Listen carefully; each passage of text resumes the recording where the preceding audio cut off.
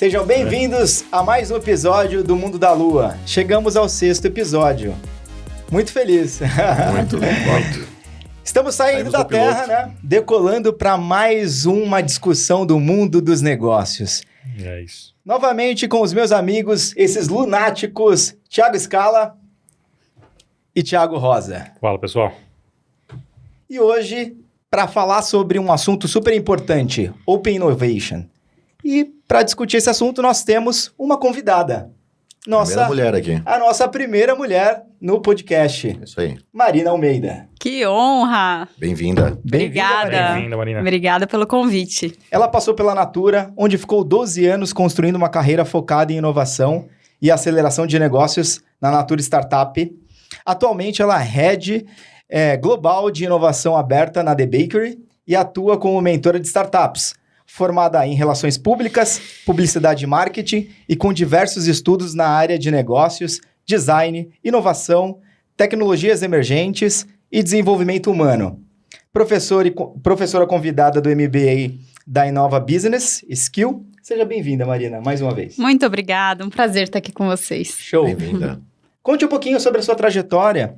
Conte pra gente sobre a sua história em inovação, sua história pessoal e de formação. Boa. Bom, mais uma vez, obrigada pelo convite. Um prazer estar aqui. Uma honra, né? Ser a primeira mulher estreando esta jornada aqui no podcast de vocês. Que venham muitas outras, né? Então, fico muito feliz. E, bom, contando um pouquinho sobre mim, eu sou mineira. Sou casada, tenho um filho de 4 patas e desde sempre, né, desde pequenininha, mudei para o interior de São Paulo e sempre tive uma pegada empreendedora, né? Então, quando eu era criança, eu fazia pulseirinha para vender na escola. Legal. Aí depois eu comecei a dar aula de espanhol, então eu sempre arrumava alguma coisa para fazer, para tentar me virar. Fui vendedora da Avon e consultora Natura, então depois, né, a gente... Isso com quantos anos? Nossa, 18. 18 anos. 18 anos. E quando era professora de espanhol, você sabia espanhol? Não, eu sabia. Tá bom.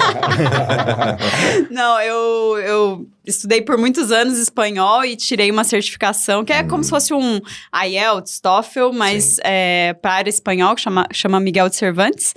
E aí eu pude dar aula ali para... aulas particulares, né? No fim, eu tava querendo já tentar me virar ali, Legal. fazer meu próprio dinheiro, então... eu sempre busquei essa pegada empreendedora, mesmo quando ainda não dava para trabalhar formalmente. E aí, acabei me formando, né, na faculdade. E durante a faculdade, eu tive a oportunidade de fazer uma visita para a Natura. E é muito engraçado, porque eu tinha uma professora que ela sempre contava uma história, que todo dia ela passava em frente ao prédio da Abril, aqui em São Paulo. E ela falava assim, um dia eu vou trabalhar nessa empresa, um dia eu vou trabalhar nessa empresa. E eu escutava essa história e eu não tinha a mínima noção de onde que eu queria trabalhar. Eu tava lá na faculdade, né, descobrindo ainda onde era o banheiro. E eu escutava essa história e eu falava, gente, que incrível ela ter tanta clareza, né? Eu precisava ter uma clareza assim também. Sim. Mas, beleza, passou o pensamento, até que eu fui visitar a Natura numa excursão que a faculdade fez, e aí, né, fui lá pra Cajamar, que é golpe baixo, Sim, golpe baixo, Cajamar é lindo? Cajamar é lindo maravilhoso. E aí, enfim, né, contando sobre a empresa, eu já vendia Natura e a gerente de vendas, não a gerente de vendas, a gerente de relacionamento na época... Sim. Ela falava da empresa tão apaixonada, e eu achava legal, mas eu não entendia por que ela era tão apaixonada. Aí o dia que eu fui, falei, entendi, e agora eu já sei onde eu quero trabalhar. Eu quero trabalhar aqui. E aí, depois disso, né, voltei para a faculdade, e a partir daí todos os meus trabalhos de faculdade foram sobre a Natura.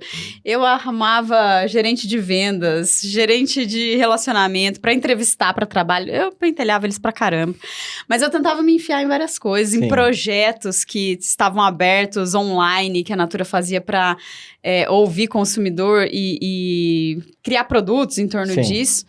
Até que consegui entrar no programa de estágio. E aí lá fiquei por 12 anos praticamente, não chegou a 12, mas foi quase. E lá na Natura passei por várias áreas de negócios, operações, marketing, planejamento de mercado, mas a maior parte do tempo foi em áreas de inovação, né? Então eu tive a oportunidade de trabalhar com inovação comercial primeiro, inovação de negócios, depois inovação digital e, por último, novos negócios, onde criei o Natura Startups e, enfim, depois acho que dá para contar um pouco mais de detalhes. Legal. Mas foi uma jornada incrível. Lá também foi onde eu conheci a The Bakery e depois desses quase 12 anos, fazendo algumas reflexões de carreira, acabei Fazendo a movimentação. fazendo essa movimentação para a The Bakery, que é uma empresa de inovação corporativa que ajuda outras empresas a inovarem. Então, Legal. Bacana. Bem bacana a trajetória, Marina. O que me chamou bastante atenção foi o ponto dela falar da crença, né? Assim, quando você tem uma crença de uma coisa que você quer muito, se você põe aquilo na sua cabeça, tem a crença, quero trabalhar na Natura, como a sua professora disse, queria trabalhar na Abril, e você acredita e começa a buscar aquilo, isso acontece, né? É fascinante, gostei dessa parte da história. E focar, né? Se movimentar para isso. Então, acho que mas com certeza esse foco e essa mentalidade ajuda demais. E a The Bakery é uma pegada muito empreendedora, né? É uma empresa bem menor do que a Natura, obviamente, e é um esquema onde a gente entra para ser empreendedor e construir a empresa junto, que era algo que eu carrego desde, como eu falei lá, da época de faculdade e tudo mais. Então, de alguma maneira, eu intraempreendia na Natura, criando muitas coisas ali que nunca tinham sido feitas antes, mas agora ainda mais, né? Então, isso é bem legal também de ir vendo a história amarrando as pontas, né? Ao longo E voltando para o início da tua carreira, por exemplo, né? Fazendo relações públicas, você acha que foi isso que abriu as portas para a Natura? Ou você acredita que foi a tentativa e erro ali de tentar várias outras opções dentro da empresa? Falando de oportunidade mesmo, né? Olha, quando eu prestei vestibular, eu prestei comunicação e psicologia. Porque eu adoro, enfim, desenvolvimento humano e tudo mais. Acabei optando pelo marketing. E com marketing mesmo, eu devo ter trabalhado 1 ano na Natura, alguns anos depois que eu já tinha entrado. Então, é claro que a faculdade me ajudou em diversos aspectos. Mas se você falar assim, foi esse o change gamer, o game changer? Não foi. Eu acho que foi muito mais essa questão do foco, de correr atrás, de levantar a bunda da cadeira e fazer acontecer. E se desafiar, né? Se desafiar e estar sempre buscando melhorar. Isso é algo que eu carrego muito comigo e acho que é uma crença que meu pai trouxe muito pra mim, que a gente é capaz de fazer qualquer coisa desde que a gente se dedique. Sim. Então, chegavam os desafios e mesmo que eu achava que eu não estava preparada, eu ia atrás pra tentar resolver, né? E foi dando certo. E aí, quando caiu para a parte de inovação, você começou com inovação comercial. Você falou. Isso. O que é inovação comercial? Como é que funciona isso? Perfeito. A inovação comercial, ela, na Natura, é uma área que se dedica a olhar para o modelo de negócios da empresa e entender como que esse modelo de negócios ele precisa evoluir ao longo do tempo para se manter competitivo. A Natura é prioritariamente venda direta, né? Ainda que hoje tenha outros canais. Na época só tinha venda direta, que é basicamente o porta a porta. E é um modelo muito complexo, ele não é trivial. Por isso que tem poucas empresas que fazem, né? Que fazem, porque ele tem uma série de alavancas e mecanismos que, se você não sabe mexer direito, dá problema. Então, foi muito legal poder ir para essa área. Na época, eu era trainee, né? Eu tinha entrado no programa de trainee e eu estava numa etapa de job rotation. Tá. E até então, eu achava que o meu futuro era ir pro marketing, que era o meu sonho quando eu entrei, dada a minha formação. Mas acabou que eu fui indo para outros lugares e passei muito pouco tempo no marketing. E quando eu entrei em inovação comercial, eu falei, cara, é aqui. Nunca mais Legal. eu saio.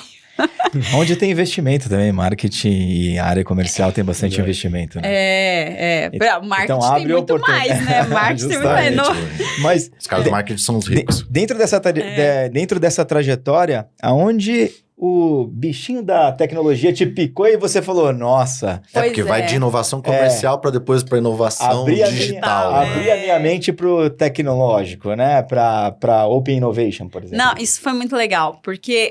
Por que eu, quando cheguei na inovação comercial, eu falei, cara, é aqui, eu não saio mais. Porque a gente... Saiu depois. Né? E saí depois, mas mantive a inovação, né? Só fui mudando os tipos. Sim. Mas é porque a gente operava uma mini Natura. Então, eu sou uma pessoa muito generalista. Eu gosto de fazer muitas coisas. E eu sou curiosa. Então, eu me interesso por coisas diferentes. Quando eu cheguei na inovação comercial, a gente operava uma mini Natura. Então, eu era responsável pelo treinamento, pela estratégia de marketing, pela estratégia de vendas. Aí, eu repunha as férias da gerente de vendas e ia lá lidar com as gerentes de relacionamento, né? Que é a estrutura comercial, né? Então, eu falava, cara, isso é incrível, porque eu posso fazer um monte de coisas. Uma pequena empresa dentro de uma big empresa. E você pode ter experiência com diversas áreas, né? Você acaba aumentando o know-how, né? Exatamente. E tem uma pegada empreendedora, porque para trabalhar com inovação, você tem que lidar com risco e com incerteza. Então, a gente não sabia exatamente o que ia dar os projetos, a gente estava ali testando. E eu me apaixonei por isso, de poder testar, de poder pegar uma coisa e ir lá e resolver. Então, me apaixonei pela inovação comercial. E aí, o que aconteceu que me fez me aproximar mais de tecnologia e depois de inovação aberta? Isso era 2015. E então, eu fiquei em inovação de negócios 2015, 2016. E na época começava-se a falar de metodologias ágeis. Pessoal lá de tecnologia, sabe? A gente trabalhou junto, né? Exato. Tava começando a entender o que eram métodos ágeis e começando a desenvolver aplicativos. O primeiro aplicativo da Natura foi em 2016, né? Sim. E aí, um dia chegaram para mim e falaram assim, então, o pessoal de inovação digital tá aplicando uma tal de metodologia ágil e eles estão revolucionando, porque eles estão fazendo os projetos muito mais rápidos. A gente precisava entender o que é isso e tentar aplicar para inovação de negócios, porque se está funcionando lá, pode ser que funcione aqui. Resolve isso aí. E foi assim que o ágil foi ganhando outras áreas além da TI, né? Exato. Foi exatamente por conta disso. E é muito engraçado, porque tudo que vinha meio nebuloso demais, o pessoal costumava botar no meu colo. Tipo, vê aí o que dá pra fazer, faz um teste aí. Sabe? E aí eu comecei a estudar, na época não tinha tanta literatura quanto tem hoje, né? Sim. Isso foi em 2016? 2016. Já tinha o Scrum em 5 Minutes, já. Já tinha algumas, mas assim, hoje é uma abundância, né? Hoje e aplicado no contexto de negócios. Exatamente. Porque era esse depara que não era tão óbvio ainda. Agora virou Business Agility, né? Exato. É outra pegada. Porque tem a questão da cultura organizacional. Se todo mundo deixar de andar junto, acaba uma área só evoluindo e a outra ficando para trás. Então, houve esse resgate para todo mundo andar para o mesmo caminho, né? Não, total. E até a sinergia entre negócios e tecnologia. Sim. Hoje em dia não dá mais, né? Pra você ter uma divisão tão clara. Como se separa isso hoje em dia? Não dá, né? Teve uma Mas vez eu tenho uma pergunta antes. Vocês já estão passando um pouco. Marina, queria voltar um pouquinho. Como que você conseguiu mudar a cabeça dos heads da área de uma mudança de ágil do quem estava acostumado com o waterfall lá no modelo tradicional? Boa. É uma boa pergunta. Esse foi um desafio, né? Esse foi. O que aconteceu? Na época, pela primeira vez, tinha sido feito um trabalho para mapear a jornada do consumidor. Até então, ninguém falava de jornada, de entender tão profundamente o comportamento de usuário, de cliente, ainda mais lá que o foco sempre foram as consultoras, né? 2016? 2016. Nessa mesma época eu tava entrando na TIM, um ano depois, e foi quando o CX estava ganhando o mercado. Era o berço né? ainda. Era berço. Era tudo mato, né? Tudo mais. E aí, eu lembro que chegou lá uma consultoria, apresentou pro C-Level. E aí eles falaram assim, olha, gente, muito legal e tudo mais, só que deixa eu contar, a consultoria falando, né? Deixa eu contar uma coisa pra vocês não vão conseguir aplicar nada disso se vocês não mudarem a forma como vocês se organizam. Porque ali a gente estava falando de explorar oportunidades de novos produtos, novos serviços, mas pressupunha que essas coisas elas tinham que ser testadas, prototipadas, e que a gente precisava, primeiro, continuar entendendo e mapeando a jornada do cliente de forma constante, mas também engajar diferentes áreas dentro da empresa para que todo mundo pudesse contribuir e a gente criar essas coisas com olhares mais complementares e colaborativos. E aí, a gente não sabia muito bem como fazer isso na época, e aí, de novo, né, chegou a bola quadrada pra mim, que cara, a gente precisa fazer um movimento na organização inteira para contar para as pessoas sobre todo esse novo paradigma, esse novo mindset. E também outra coisa que a gente falava lá era da pegada maker. Né? Lembra do movimento maker? Da gente estimular as pessoas a meterem a mão na massa e fazerem as coisas acontecerem. Então, a gente queria entender quem da organização seriam os early adopters desse movimento, Sim. que a gente pudesse engajar e trazer essas pessoas para trabalhar de forma colaborativa.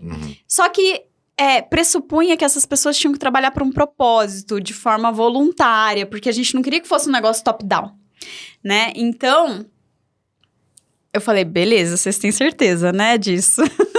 Não sei se você lembra disso. Lógico que eu lembro, é que eu não posso contar, senão eu roubo a sua história, né?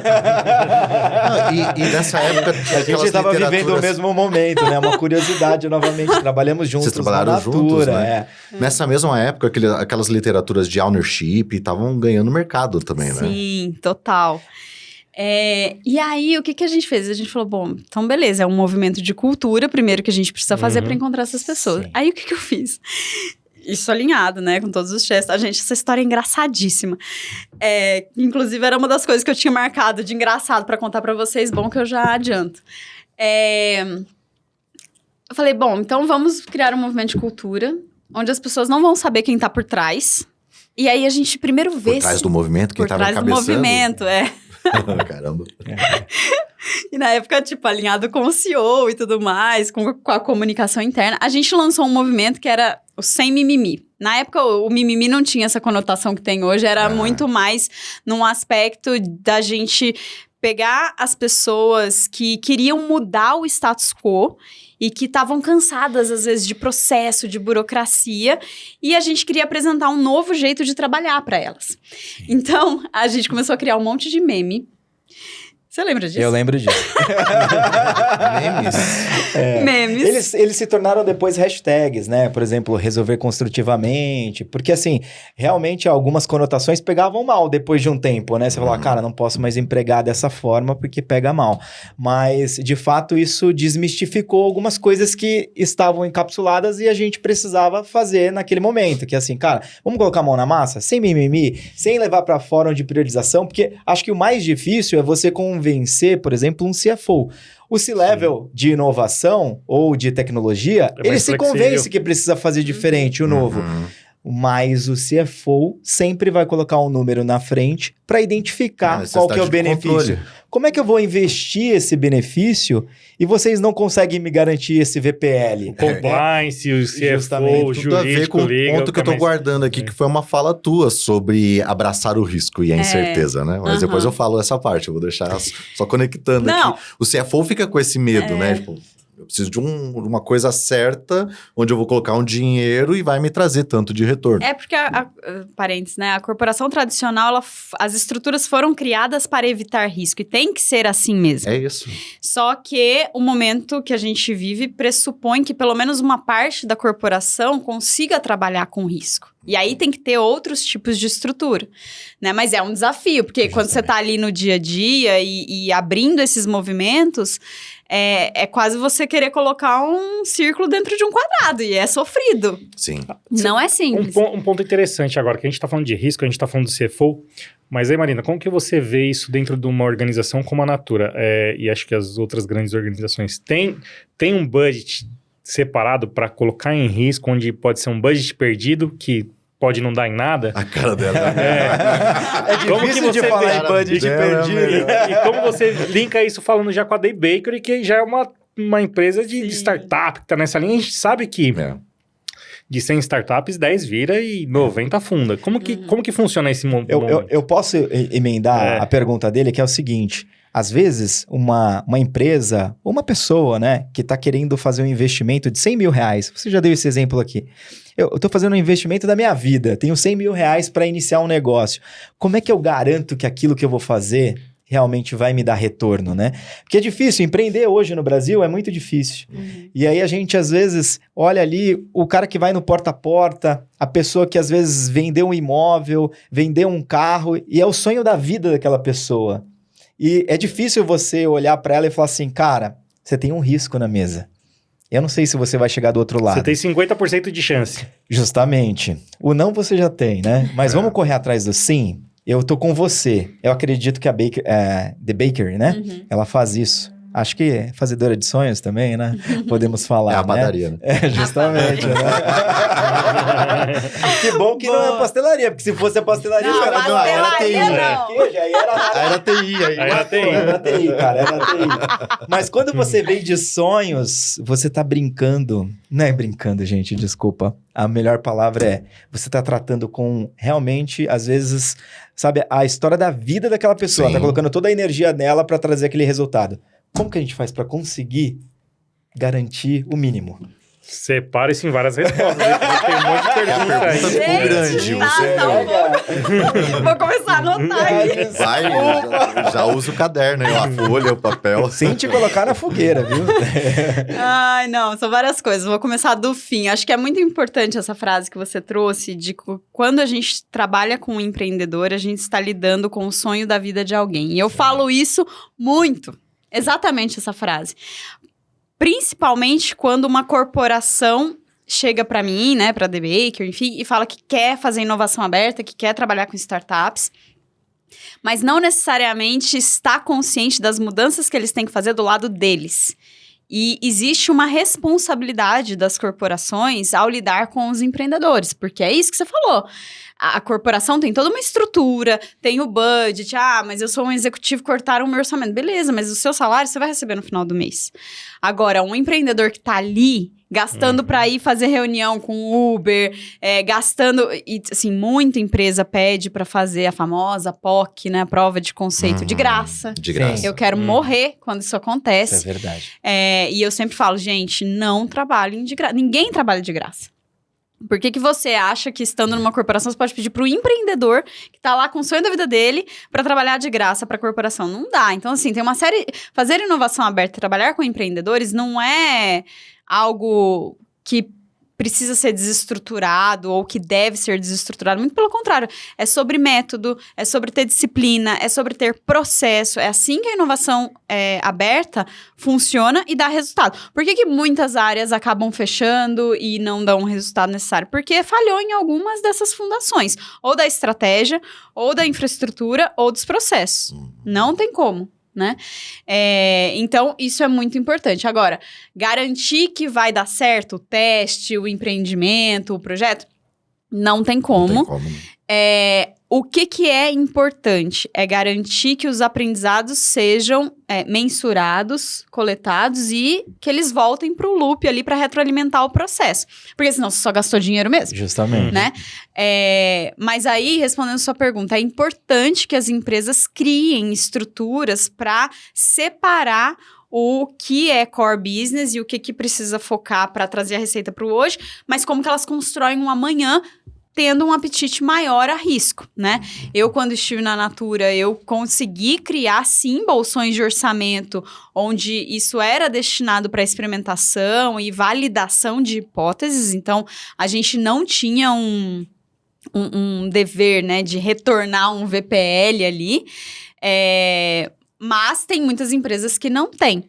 Agora, o que a gente vê cada vez mais para o futuro da inovação aberta é justamente o que a gente chama lá na The Bakery de VIA, Veículo de Inovação Autônoma, que é como é que você cria uma estrutura jurídica mesmo, societária, onde ali dentro você vai criar uma governança específica, com alçadas específicas, com um budget específico, uma tese de negócio específica, e dentro dessa estrutura, aí sim a gente vai entender quais são as ferramentas e veículos de inovação, porque também o pessoal acha que assim, vamos fazer inovação, todo mundo agora tem que investir em startup, todo mundo agora tem que criar o seu fundo. Todo mundo segue o mesmo caminho, né? E na verdade não, né? A inovação aberta, Open Innovation, né?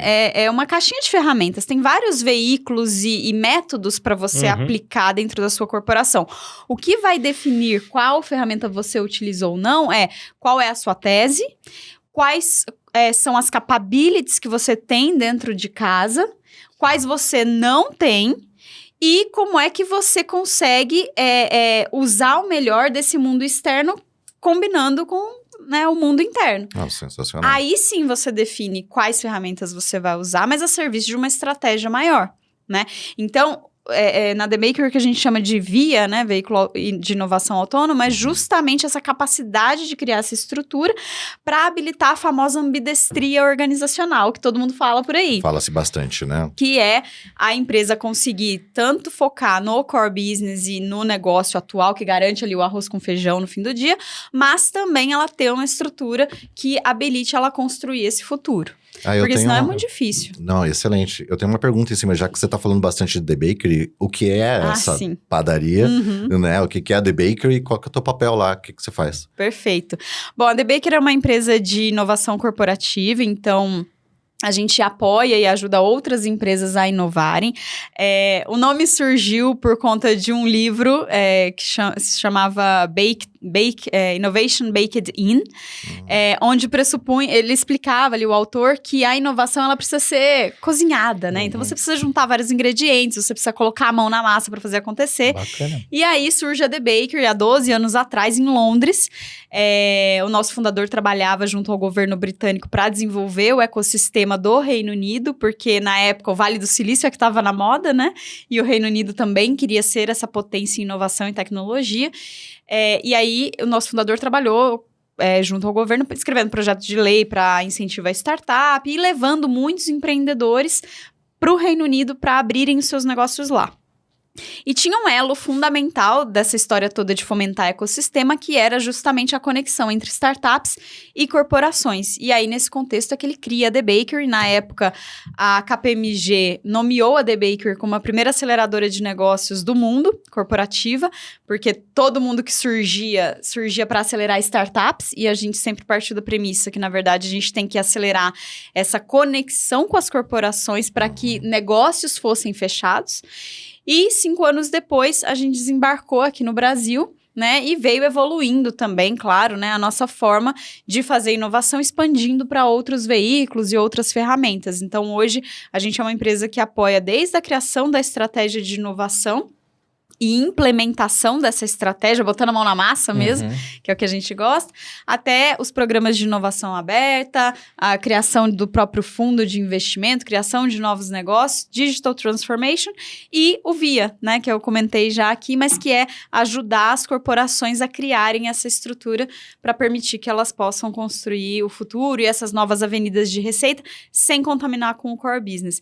E isso é muito interessante, porque quando eu estava do lado corporativo, muitas vezes eu falava assim, gente, eu só queria conseguir trabalhar. Porque quando você está fazendo inovação dentro de uma corporação, é o que eu falei antes, né? A corporação ela foi criada para evitar risco. E como é que você traz um bicho estranho que pressupõe risco para dentro disso? Sim. A minha vida era, assim, muito falar de processo, falar de governança e tentar. Batia lá na porta da área do Armin toda hora. Preciso de ajuda com TI. Exato. Teve uma reunião que eu falei pro pessoal de TI, eu falei, gente, assim, eu acho que era o pessoal lá de segurança, mas eu falei, gente, ó, vamos chegar no consenso aqui, vocês são pagos para evitar risco, eu sou paga para tomar risco, vamos chegar no meio termo. Porque é isso, né, você tem que ir cavando. Sim, então, se você consegue criar uma estrutura que já tá combinado que vai ter mais risco, aí facilita muito, né? Mas assim, Marina, teve um dos episódios que a gente até comentou um pouco sobre esse tema, ele pode até parecer um pouco polêmico, que é assim, como a gente fomenta nas áreas que haja inovação, né? Hoje, os principais executivos, eles têm uma missão de não podar, e sim incentivar. E aí, nessa discussão, a gente falou um pouco sobre os labs, os cubos que surgiram. Então, a missão da The Bakery é fazer um pouco desse papel, de assumir esse risco. Na verdade, a gente não cria de uma forma totalmente apartada, né? A gente cria longe o suficiente para conseguir trabalhar e perto o suficiente para conseguir captar sinergias e beber do que é bom da corporação. Porque uma corporação tem muitas coisas boas, né? E tem muita potência. Então, a inovação para as corporações só vai trazer o resultado esperado e na magnitude esperada se a gente for capaz de fazer esta ponte.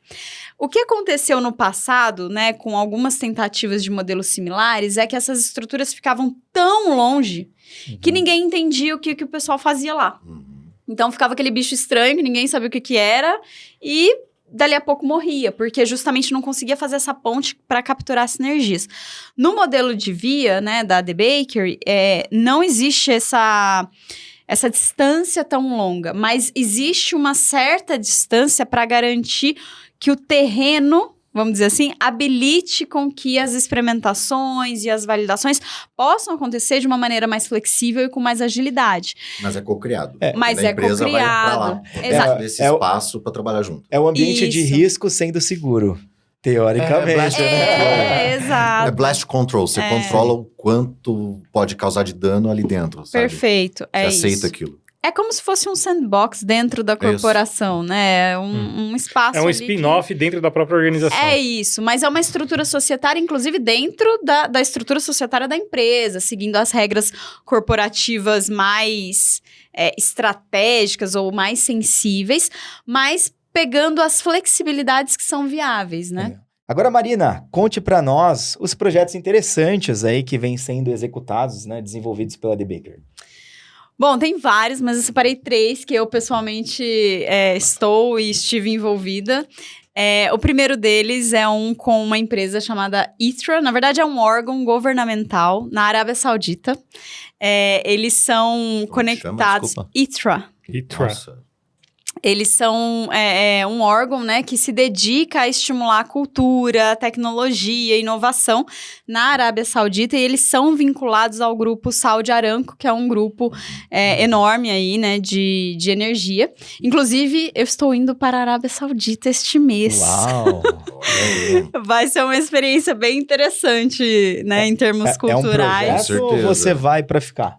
Não, é um projeto. A gente vai lá fazer uma das entregas desse projeto, né? E já pelo 2º ano consecutivo, a The Bakery é o parceiro da ITRA, para poder fazer um programa de residência e incubação de empreendedores focados em tecnologias emergentes, né? Então, a Arábia Saudita está muito nessa pegada de desenvolver tecnologia, de mostrar esse lado mais digital para o mundo. E nesse programa a gente busca empreendedores que queiram usar realidade virtual, realidade aumentada, realidade mista para criar novas experiências e avançar, né? Como que esse mundo digital pode ser cada vez mais mesclado com o nosso mundo físico. Então, agora em julho a gente vai para lá para fazer uma das principais entregas desse programa. Um outro projeto também bem bacana que a gente fez recentemente foi para a Avon de UK. Lá do Reino Unido. Olha que bacana. Trabalhando com a Natura e com a Avon, né? Com a Avon, né, especificamente. Sim, com a Avon. Mas a gente foi analisar, né, os ativos digitais, tanto da Avon de UK, quanto da Avon aqui do Brasil, para entender como que esse portfólio de produtos digitais poderia ser mais competitivo para o Reino Unido, usando de todos os aprendizados, né, que o Brasil teve ao longo dessa jornada de digitalização que você conhece bem. Sim.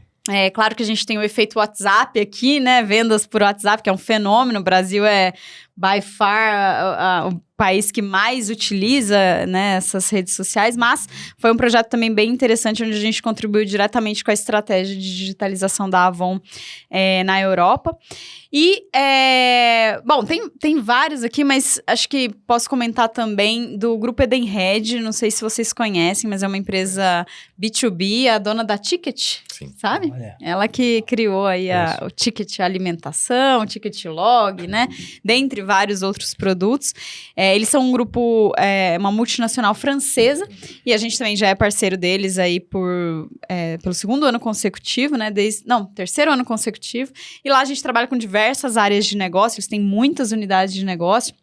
Desde maquininha POS, sabe? Que os estabelecimentos podem utilizar ali para passar o cartão, até os próprios cartões de frota, alimentação, serviços de manutenção de veículos, gestão de frota. Então, é um mundo... Eu não conhecia antes de ir para esse mundo B2B, né? Estando na Natura, é uma lógica muito B2C, mas é um mundo de oportunidades. E lá, a gente trabalha desde apoiando unidades de negócio a repensarem o seu futuro, revisitarem os seus modelos de negócio, até entendendo a estratégia atual e os desafios atuais, como que o ecossistema de startups pode trazer soluções e tecnologias para acelerar o go-to-market, acelerar a diferenciação aí no mercado. Então, também é um parceiro bem bacana que a gente tem aqui, que tem sido muito legal o trabalho conjunto. Bacana. Bem. Agora, mudando um pouquinho de tema, a Marina também é professora de MBA.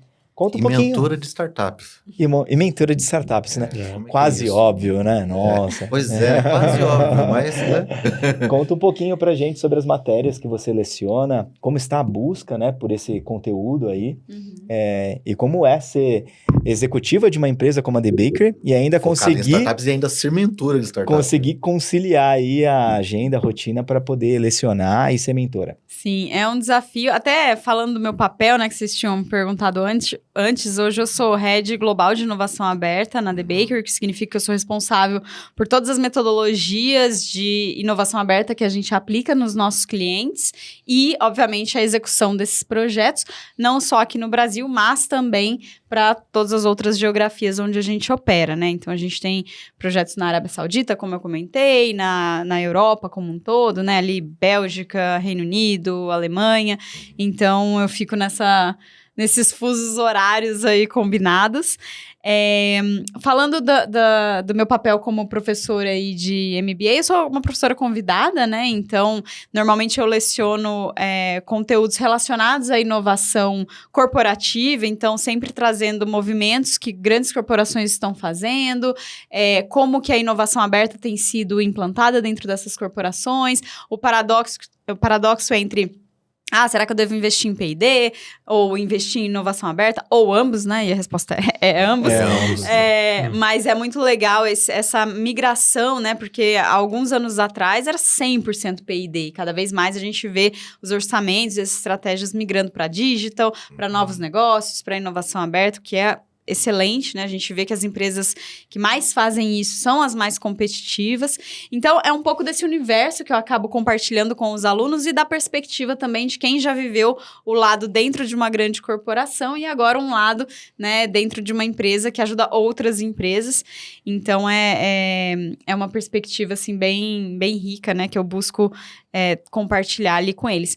E sobre mentoria de startups, né, ao longo da minha carreira, sempre estive aí aberta, né, para receber empreendedores e apoiá-los nessa jornada, até porque quem mais aprende nesses momentos sou eu, e eu também sou mentora pela Associação Brasileira de Startups, né, a ABS, e assim, na verdade é uma rotina onde essas mentorias acontecem de forma pontual, dependendo da necessidade que aquele empreendedor, aquela startup tem no momento. E eles fazem um cross, né, com o perfil e com as capabilities que cada mentor tem. E aí, a gente acaba fazendo esse processo de mentoria e é interessantíssimo, assim, recomendo para todo mundo, quem puder, né, ser mentor e poder contribuir com outros empreendedores, porque eu já mentorei negócios, assim, completamente diferentes. Legal. Desde um empreendedor que estava criando um tipo de molécula para tentar combater o câncer, até soluções financeiras, sabe? E no fim do dia, né, a minha mentoria, claro, para esses que são muito diferentes, é muito menos focada no segmento que o empreendedor está atuando, mas muito mais em como que eles estruturam esse negócio, como que eles conversam, o método, como é que eles conversam com uma corporação, como é que eles aumentam as chances de sucesso, né? Uma vez que eles colocam essas soluções aí no mercado. Mas é um processo riquíssimo. Às vezes, já teve mentoria que o empreendedor começou a explicar, eu falei, gente do céu, eu não vou conseguir entender nada desse negócio. O que ele tá falando? Porque às vezes são negócios muito hard-tech, né? Sim. Assim, muito especialistas, mas sempre deu certo, sempre consegui contribuir e sempre foi muito rico para mim também. E o empreendedor também avalia, né, as mentorias, então, graças a Deus, sempre foi bem avaliado. E é sempre colegiado. Como assim? É sempre colegiado, é sempre uma apresentação. Eu já vi tipo de mentoria onde a startup chega e tem 5, 6 mentores ouvindo ao mesmo tempo. Eu já mentorei algumas startups, novos negócios, então já vi dos dois. Aquele que é o one-on-one, né? E aquele que é colegiado. Assim. Sim, normalmente eu faço one-on-one. Então aí marca, e aí vem mais gente, né? Da startup. Às vezes vem só o founder ou algum executivo ali da startup. Mas normalmente eu tô sozinha, então... É mais ou menos esse é mais modelo. desafiador, né? Porque... não tem pra onde fugir. Porque se a bola fica pingando, ninguém pega, tem que ser você, né? Exato. Mas é muito legal, assim, uma das coisas que me fascinou da inovação aberta é o quanto as pessoas são colaborativas para troca. No ecossistema em geral, né? Se você bater ali na porta de uma corporação e quiser fazer um benchmark para entender como é que eles estão fazendo inovação aberta e aprender com os erros, normalmente as pessoas são muito abertas, muito, assim. Quando eu comecei a trabalhar com isso, eu me surpreendi positivamente, que eu falei, gente, é isso. E eu acho que um pouco é porque é muito novo isso ainda, né? A inovação aberta tem cerca de 20 anos que está aí no mercado, esse conceito é muito novo. E inovação com startups, mais novo ainda. Sim. Então, acho que um pouco é dessa sensação e desse diagnóstico de que realmente a gente precisa se ajudar para ir, né, encontrando os caminhos. Claro, hoje já tem muito mais literatura, já tem muito mais métodos estabelecidos. Ninguém precisa bater a cabeça igual, né, a gente bateu há quase 10 anos atrás. Mas ainda é um processo muito de aprendizado, mas as pessoas são muito colaborativas. E os empreendedores também, né? Eles, quando vêm falar com um mentor, com uma corporação, tem muita coisa que eles precisam beber mesmo. Mas ele já vem aberto, né? Vem aberto. E é esse o ponto que eu queria fazer a pergunta, porque eu já vi o outro lado, onde um monte de executivo tem resistência ao Open Innovation. Sim. Ele quer a inovação, mas na hora que ele descobre que ele precisa abrir um pouco da cozinha dele para que outros olhem lá, tem um certo bloqueio. Você tem visto segredo de muito Estado, isso? Né? Propriedade intelectual, e tem uma barreira para atravessar aí, né? Eu já vi alguns executivos dizerem assim, não, então deixa que eu vou tocar aqui sozinho. Entende?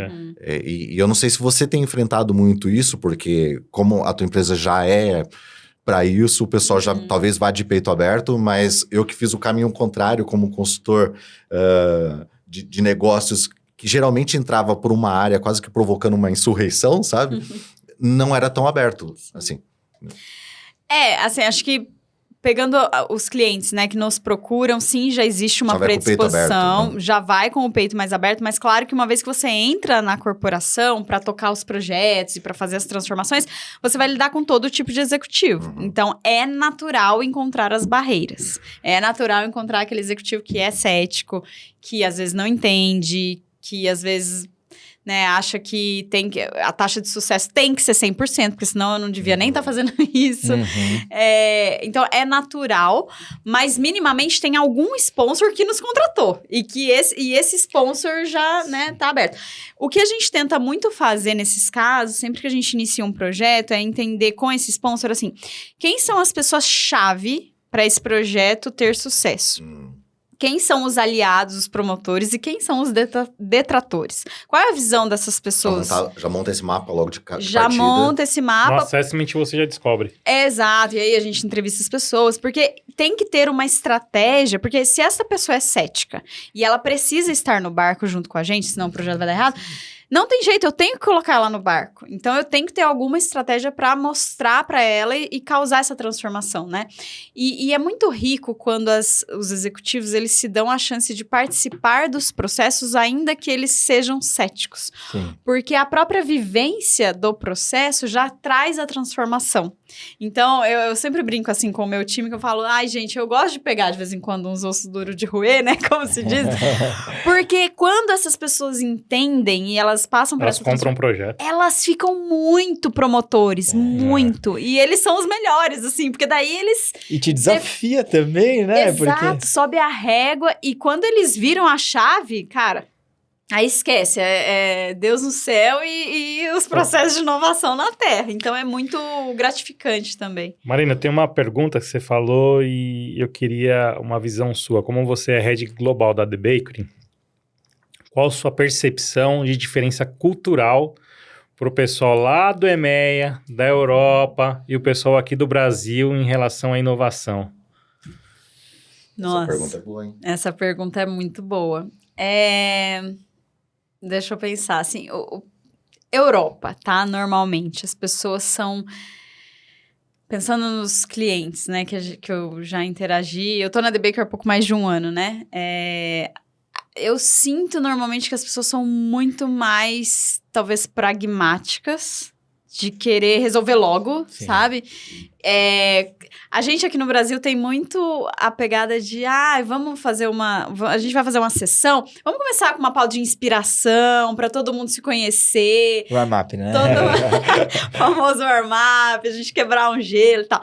Na Europa, cara... Às vezes a gente já tentou fazer isso algumas vezes e, tipo, os caras não têm paciência, assim, o que você tá falando? Então, isso é muito engraçado.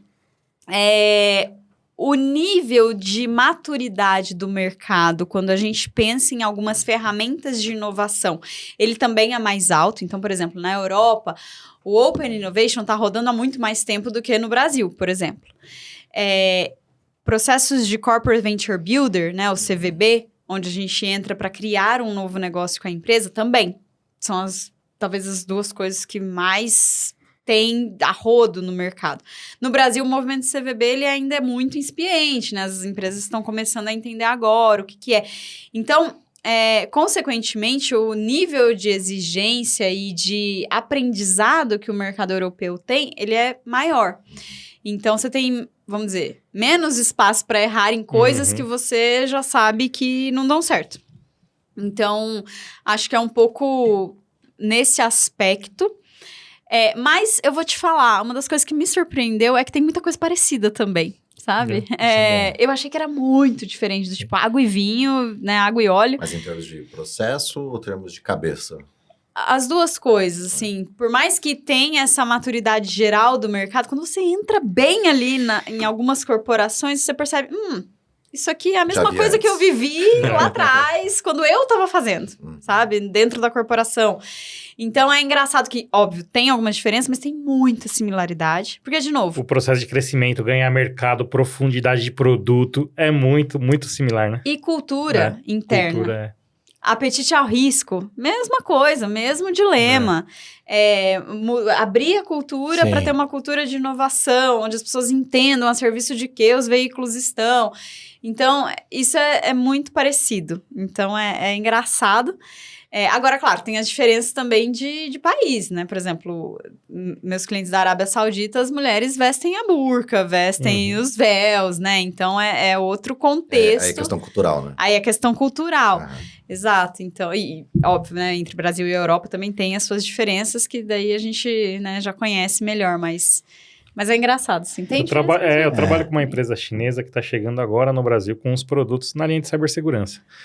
E... é muito parecido com isso que você está falando, assim. Os caras são muito pragmáticos. É assim, planejamento rápido e muita execução. Muita execução. Testa. Testou um caminho, não deu certo, já vamos para outro. Não quero perder tempo e vamos. É que a gente tem um jeitinho brasileiro de fazer as coisas, né? Ô, Marina, agora falando para a prática, né? Quais são os conselhos práticos que você poderia compartilhar com quem está iniciando uma startup, com quem está começando a empreender, com base aí na tua experiência, né, de vida com essas empresas que surgiram? Certo. Eu sempre falo que a corporação ela é muito rígida, exigente, criteriosa para escolher os empreendedores com os quais ela vai trabalhar, né? As startups precisam ser a mesma coisa, com as corporações.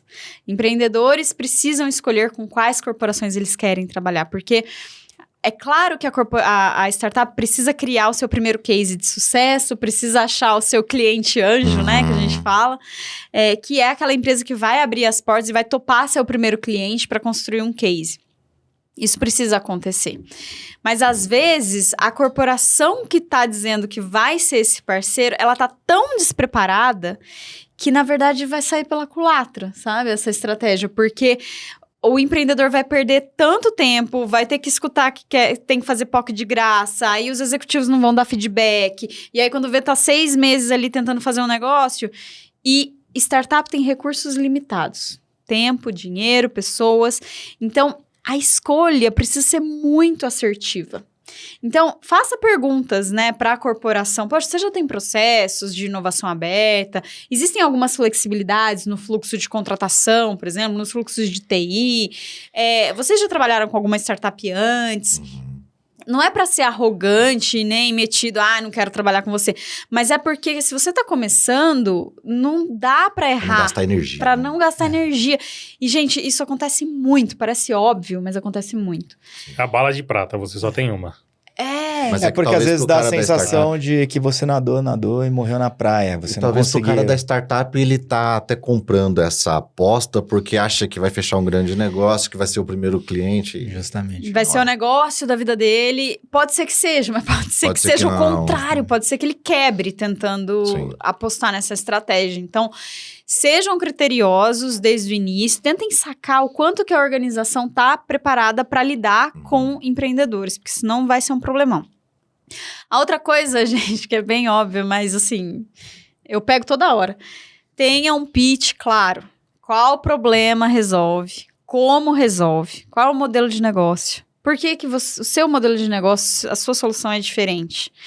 Parece, dica óbvio, batidaça. Mas, gente, o tempo... Quando a gente traz empreendedor na The Bakery para conectar com a corporação, para vocês terem ideia, a gente faz uma média de 4 coaching calls com os empreendedores antes. Montar o pitch, seu posicionamento. Exato. E aí, chega na hora ainda... Às vezes faz o que a gente não falou fazer. Mas acontece. Mas assim, é importante ter essa clareza. E quando você vai falar com uma corporação, adaptar como que esse pitch, como que essa solução se enquadra no contexto da empresa. Quais são os desafios que a empresa está lidando? Porque também não adianta você ir em 80 empresas com o seu pitch padrão, porque é difícil para o executivo que está ali no dia a dia da máquina fazer o Lé com Cré, sabe? Poxa, eu tenho um desafio aqui e essa solução que não tem nada a ver com o que eu estou fazendo, ela vai me ajudar nesse pedaço. Às vezes é muito óbvio e dá para fazer. Mas normalmente, se o empreendedor leva mais mastigado, tipo, essa é a minha solução, e dado esse seu problema, é assim que a minha solução vai entrar... Conectar para ele. Conectar para os executivos. Cara, quando o empreendedor faz isso, é meio caminho andado. Muito mais fácil de fechar o negócio, né? Então, ter o pitch claro, ensaiar a apresentação, ser atento na hora que vai compartilhar a tela, né? Você está compartilhando, causar uma boa experiência para os executivos, porque no fim do dia, uma parte muito importante da avaliação que a corporação precisa fazer é também sobre o empreendedor, é também sobre o time que está por trás. Porque uma ideia, mais ou menos, com um time muito bom, vai dar certo. Eles vão pivotar a ideia, eles vão refinar e aquele negócio vai para frente. Agora, o oposto com uma aparência amadora é horrível, não? Nossa, o oposto não funciona. Pode ser a melhor solução do mundo. Se o time for fraco, se o time não estiver preparado, não vai dar certo aquilo. Não dá certo. Pode ser a melhor ideia do mundo. Staff é 80% de tudo. Justamente. Então, assim, a própria imagem dos empreendedores, ela é muito importante. Às vezes o pessoal acha que isso não é importante, né? Coloca uma pessoa super técnica para fazer o pitch pro executivo. Não dá certo. Putz, não adianta. Então, assim, são alguns detalhes que parecem básicos, mas que no dia a dia faz muita diferença, assim, e a gente vê muito ainda. Bacana. Estamos indo para a reta final desse episódio e a gente sempre pergunta algumas dicas, né? Por exemplo, filmes, séries ou livros que você queira compartilhar, que se conecta aqui com a nossa mensagem, né? Para as pessoas que estão acompanhando a gente até aqui. Maravilha. Bom, a primeira dica que eu gosto de dar é para as pessoas meditarem, gente. Por várias razões. Primeiro que quem trabalha com digital, empreendedorismo e tudo mais, é um nível de ansiedade, assim, ó, na lua, lá no mundo da lua. Lá no mundo da lua, né? E é muito bom meditar, assim, cada vez mais eu vejo as pessoas meditando, eu medito, faço yoga, então é muito bom. E ainda você tem o bônus de se conectar com a sua intuição. E para quem lida com incerteza, com o empreendedorismo, ouvir a intuição, que é uma vozinha bem baixinha lá no fundo, é fundamental, né? Foi feita até uma pesquisa um tempo atrás com vários CEOs de grandes empresas e um dos fatores que mais ajudava na tomada de decisão era a intuição. Mas se você não treina a sua mente, você não escuta. Então, primeira dica é essa, tá? Tá sempre olhando o óbvio, talvez, não? Hã? Tá sempre olhando o óbvio. Né? Exato. Você não consegue sair da máquina, né? Sim. E olhar de uma outra Fernando perspectiva. falou isso, lembra? Justamente. É, outro entrevistado? Sim, ele compartilhou com a gente. Vou deixar o link do Fernando aqui. A dica tá consistente, então. Eu gosto muito de assistir documentários que contam histórias empreendedoras, né? Então, no Netflix tem vários. Tem a história de como o Spotify foi criado, de como o Google Earth foi criado. Eu assisti, muito boa mesmo. The List, né? Como que o Google Earth foi criado também. Então, tem várias. Da Nike. Eu adoro assistir esse tipo de documentário porque mostra a perspectiva dos empreendedores, das corporações, né? Às vezes é um pouco frustrante ouvir essas histórias e falar, ai meu Deus, não é possível que isso aconteceu, mas é bom, é importante a gente saber, né, dessas dinâmicas. E livros, bom, tem um livro que é bem interessante, ele até não é tão novo, mas que fala sobre o conceito de plataforma de negócios, que é um conceito que está muito em alta, né? Que é as empresas olharem para os seus negócios sob uma perspectiva de plataforma mesmo e como que diferentes atores e fluxos de valor podem ser melhor estruturados. E a revolução da estratégia? Exato, a revolução da estratégia. Eu acabei de relê-lo, inclusive. Exatamente. Então, é um livro muito interessante para quem tá dentro de uma corporação, até para quem não tá, mas que quer entender melhor, né, esse ambiente corporativo, que é algo que ajuda os executivos a entenderem, poxa, como é que eu posso criar novas fontes de receita, como é que eu olho para o meu core business atual de uma outra forma, quais chavinhas eu posso virar dentro da minha operação para capturar valor mais rápido. Sim. Então, esse é um livro bem legal também que eu recomendo. Bacana. Bom, estamos decolando do mundo da lua dos negócios, voltando aqui para a Terra. Muito obrigado pela participação no nosso podcast e até o próximo episódio. Valeu, gente. Siga nossas redes sociais. Valeu.